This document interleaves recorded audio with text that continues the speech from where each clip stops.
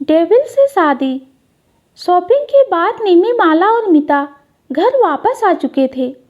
निमी अपने ही धुन में कमरे की तरफ चली जा रही थी कि तभी अचानक ही वो किसी से जा टकराई और गिरने के डर से उसने अपनी आंखें कसकर बंद कर ली। लेकिन तभी उसे फील हुआ कि वो जमीन पर गिरी ही नहीं, बल्कि किसी ने उसे गिरने से बचा लिया है। यह एहसास होते ही निमी ने अपनी आंखें खोली और सामने खड़े इंसान को देखकर वो डर से कांप उठी, क्योंकि उसके सामने खड़ा था अंश मित्तल, जिसका चेहरा देखकर निमी डरते हुए मन ही मन बोली, ओ गॉड, मुझे इस डेविल से ही टकराना था। अब मेरा क्या होगा? प्लीज़ भगवान जी बचा लेना मुझे, कहीं ये डेविल आज मुझे कच्चा ना खा जाए। निमी लगातार अपने मन में प्रे किए जा रही थी। वहीं सामने खड़ा अंश तो जैसे निमी में खो ही गया था। वो एकटक निमी को ही देखे जा रहा था। अंश मित्तल की एज 29, हाइट 6'1", 8 फीट एब और मस्कुलर बॉडी थी। उसकी नीली आंखें और गोरा रंग देखकर कोई भी लड़की उसकी दीवाना होने से खुद को रोक नहीं पाती थी। लेकिन इस वक्त हैंडसम सा दिखने वाला इस डेविल ने निमी को अपने मजबूत हाथों से पकड़ा हुआ था और उसे एकटक देखे जा रहा था। वहीं निमी का डर से बुरा हाल हो रहा था, क्योंकि पिछले कुछ दिनों से उसने अंश के गुस्से के कई नमूने भी देख लिए थे। तभी निमी ने अपने डर पर काबू करने की कोशिश करते हुए अपनी सारी हिम्मत जुटाकर अंश से कहा, मिस्टर मित्तल, मुझे छोड़िए प्लीज। निमी की बात सुनकर अंश होश में आया और उसने निमी को छोड़ दिया। अंश की बाहों से छूटते ही निमी अंश को सॉरी बोलकर वहां से भाग खड़ी हुई। लेकिन अंश निमी को तब तक देखता रहा जब तक वो अपने रूम के अंदर चली नहीं गई।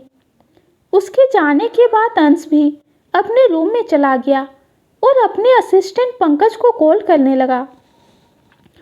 पंकज की कॉल रिसीव करते ही अंश बोला, जो काम दिया था वो कब तक होगा? ज़्यादा वक्त नहीं है मेरे पास। सामने से पंकज ने जवाब दिया, ऑलमोस्ट हो गया है सर, रात तक आपके पास होगा। अंश ने एक गहरी सांस लेते हुए कहा, ओके जल्दी ख़त्म करो उसे। ये बोलते ही उसने कॉल को कट कर दिया। कॉल कट करते ही अंश अपने रूम से अटैच स्टडी रूम की तरफ चला गया, जहाँ की एक वॉल पर निमी की बड़ी सी फोटो लगी हुई थी।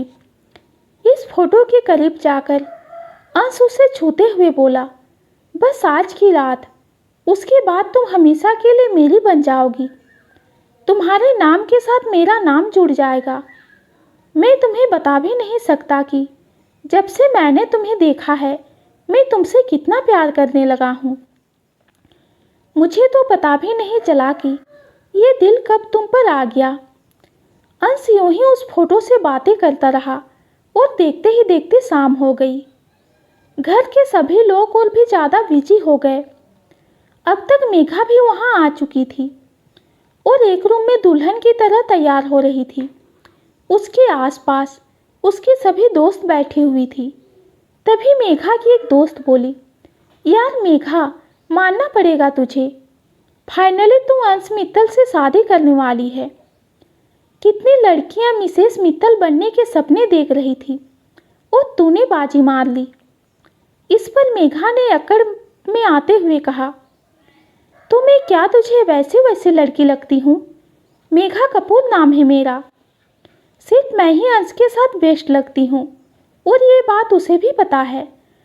तभी उसकी दूसरी दोस्त ने कहा, हाँ यार, इसमें तो कोई शक नहीं है, लेकिन अंश है बहुत खतरनाक। उसका तो नाम ही काफ़ी है लोगों को डराने के लिए।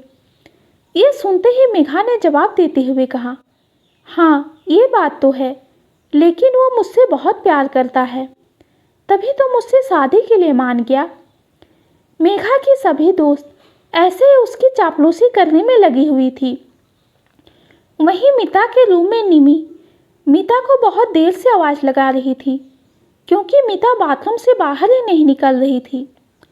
निमी ने जोर से आवाज़ लगाते हुए कहा, मिता यार, जल्दी बाहर आ, शादी का मुहूर्त होने वाला है, नीचे भी जाना है। इस बार भी निमी की आवाज़ सुनकर मीता ने दरवाज़ा नहीं खोला, लेकिन तभी माला रूम में आई। उसने इस वक्त ब्लू कलर का लहंगा पहना हुआ था। वो जैसे ही रूम में आई तो उसकी नज़र निमी पर ठहर गई और वो अंदर आते हुए बोली, वाह निमी, तुम कितनी सुंदर लग रही हो। मैंने कहा था ना, तुम पर ये हॉट पिंक लहंगा बहुत अच्छा लगेगा। निमी ने आज हॉट पिंक कलर का लहंगा पहना हुआ था और अपने बाल भी खुले छोड़े हुए थे। माला के कॉम्प्लीमेंट के लिए निमी ने माला को थैंक यू कहा और फिर तुरंत मीता की शिकायत करते हुए बोली, देखिए नादी, ये मीता कब से बाथरूम के अंदर घुसी हुई है, निकलने का नाम ही नहीं ले रही। तभी माला ने भी चिल्लाकर मीता को आवाज़ लगाते हुए कहा, मीता बाहर आ जा, नहीं तो अब मैं मम्मा को बुलाकर लाती हूँ। मम्मा का नाम सुनते ही मीता तुरंत गेट खोल के बाहर निकल आई और गुस्सा दिखाते हुए बोली, तुम क्यों मुझे बार बार मम्मा के नाम की धमकी देती रहती हो। मीता की बात सुनकर मला और निमी कुछ नहीं बोले, बल्कि वो तो बस हैरान होकर मीता को ही देखते रह गए, क्योंकि मीता ने आज पहली बार लड़कियों की तरह ड्रेसअप किया हुआ था। उसने इस वक्त वाइन कलर का लहंगा पहना हुआ था। मीता को इस गेटअप में देखकर माला बोली, फाइनली मुझे आज मेरी बहन मिल गई, वरना मुझे तो लगने लगा था कि मैं इकलौती बेटी हूँ मित्तल परिवार की।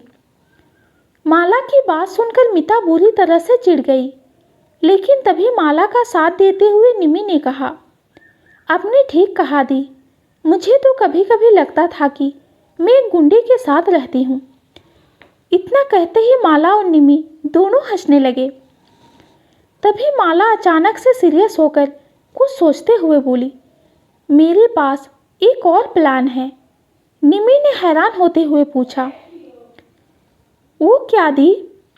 निमी का सवाल सुनकर माला वहाँ से कहीं जाते हुए बोली, एक मिनट, आखिर क्या चल रहा है माला के दिमाग में।